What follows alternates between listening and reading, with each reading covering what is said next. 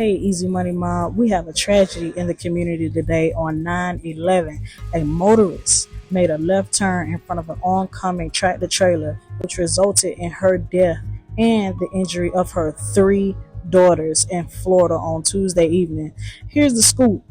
The accident happened on September 10th, just before 5:30 p.m. in the evening.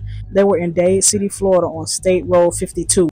According to Fox 13, a 41-year-old truck driver was traveling west on State Road 52 when a kid with a flashing yellow light turned left right in front of him. The motorist was transported to a nearby hospital where she later died. Her three daughters, ages 13, 14, and 16 years old, were all taken to the hospital with serious injuries. Their current conditions are not known.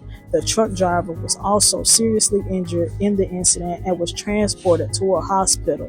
The details on his condition has not been released. Be safe out there, truckers. We need you and thank you for all that you do. Peace.